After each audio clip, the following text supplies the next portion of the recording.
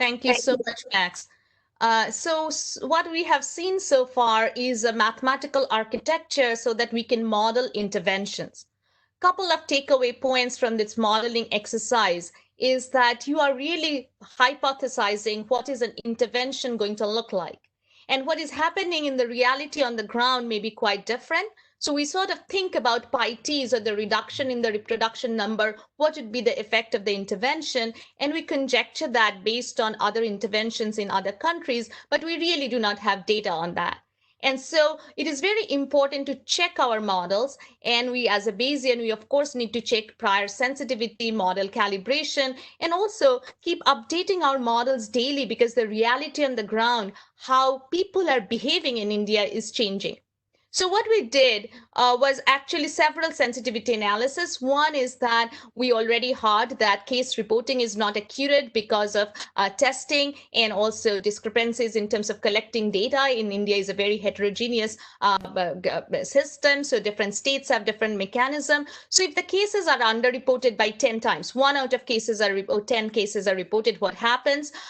If actually, instead of thinking of India as a system, if we really think about big metros and the infection is concentrated, what happens? And also we vary the prior on the basic reproduction number. And what we see is that underreporting, of course, estimates your absolute prediction. Case clustering, of course, affects your predictions as well.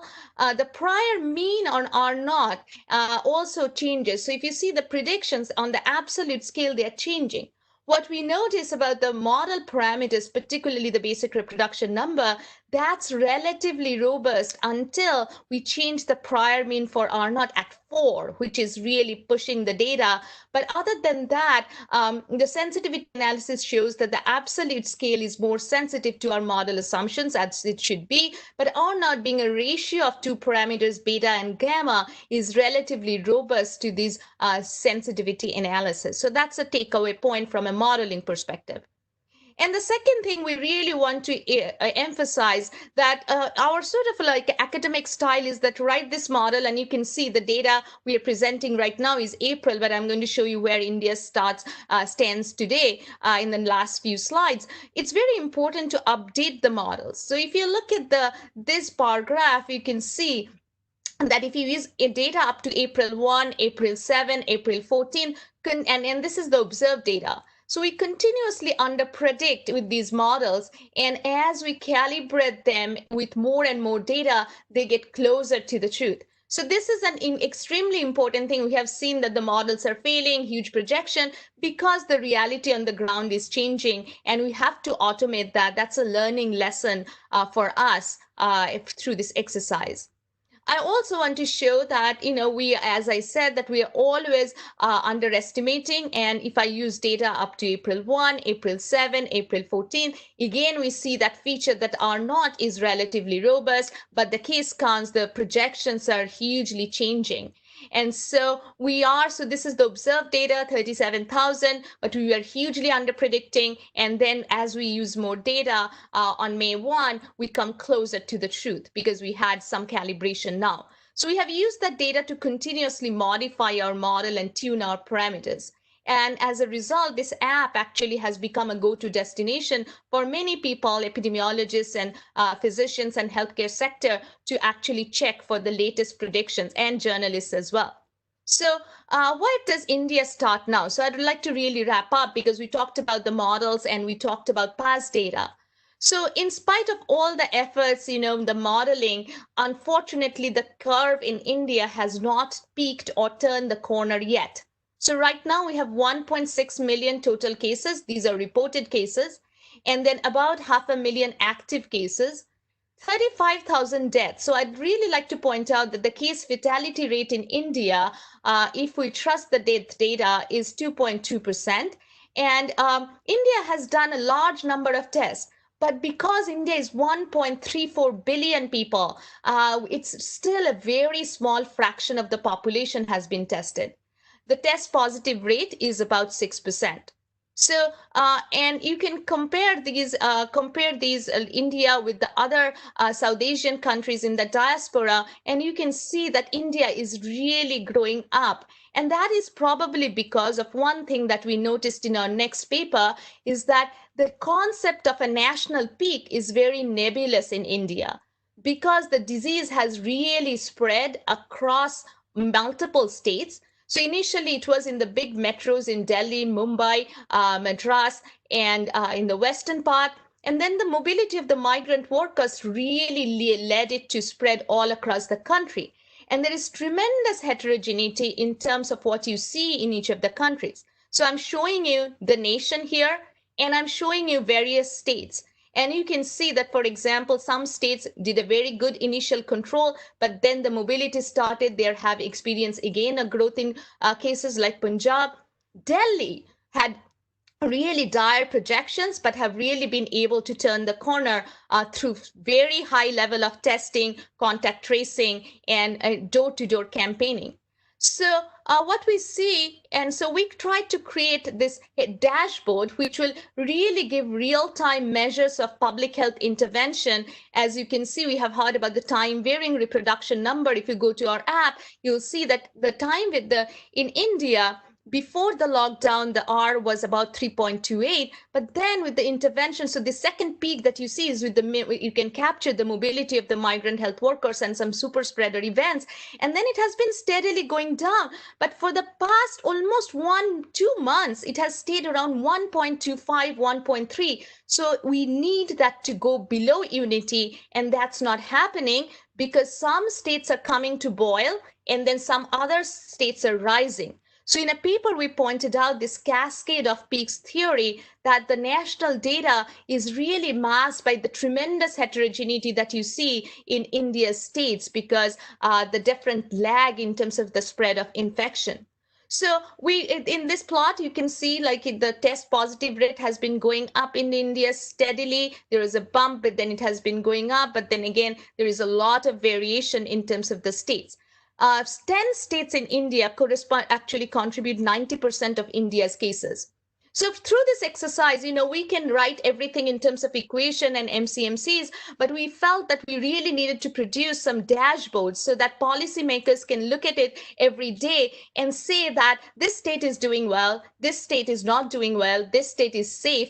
So we actually produce various different metrics in terms of doubling time, in terms of the basic reproduction number, which is a snapshot of all the states, and you can see the national estimates as well.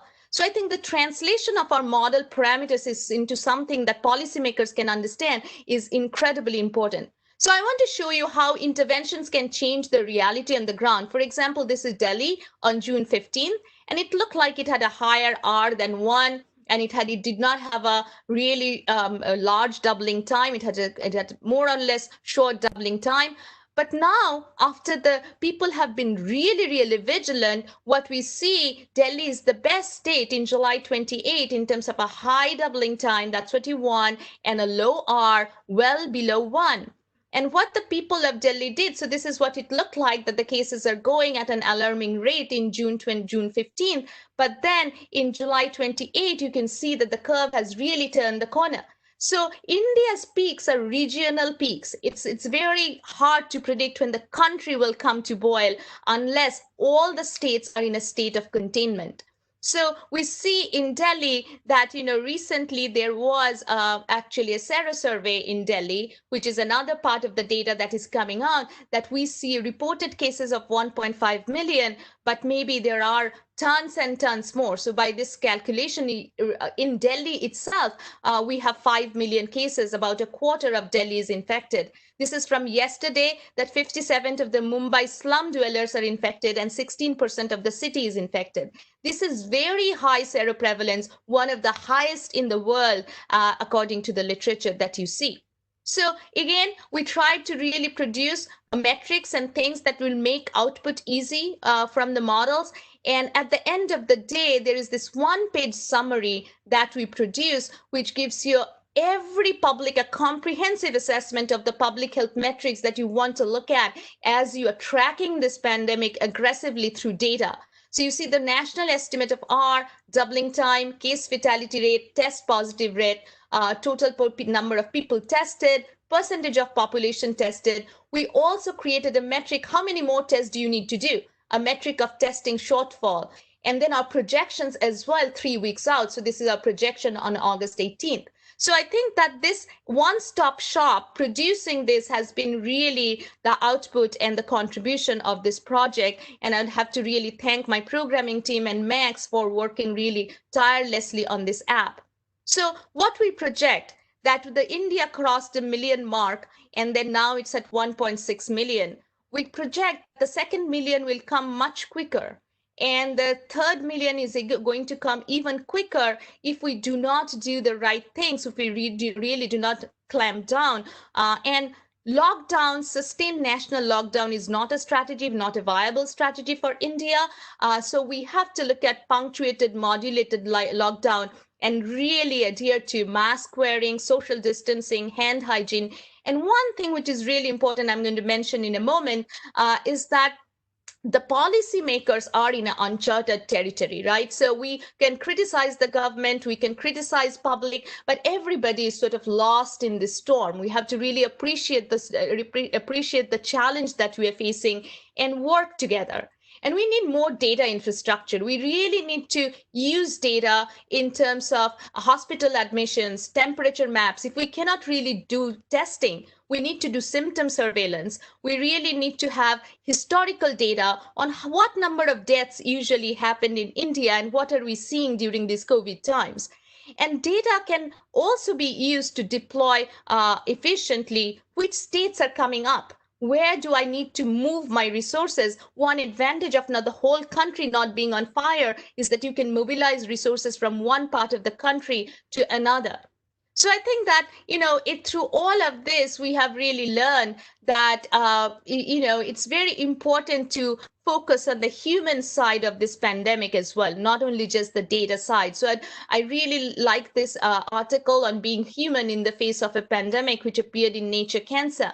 So India has a very low resource setting. So I'm showing you the people of Dharavi, Mumbai's largest slum, Asia's largest slum. As you saw, 57% people seems COVID positive, but the fatalities have actually been low.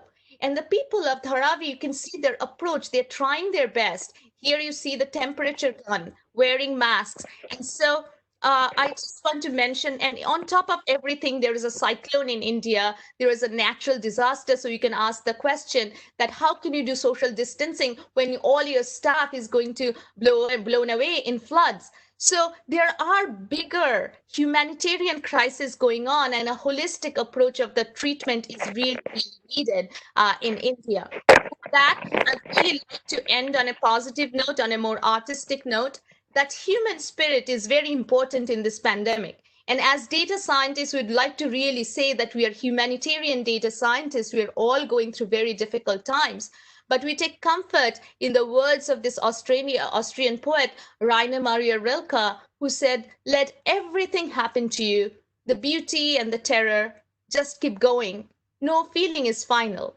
And as we have seen that in World War II, Spanish flu, the humanity has really faced lots and lots of crises, and science and innovation has really progressed at a wartime speed in order to rescue us from this crisis. So I'd like to hope that a vaccine is in horizon. I'd like to hope that the people of India and the government are going to really defeat this virus and minimize the loss of lives. And we are going to come out of this as best as we can possibly be.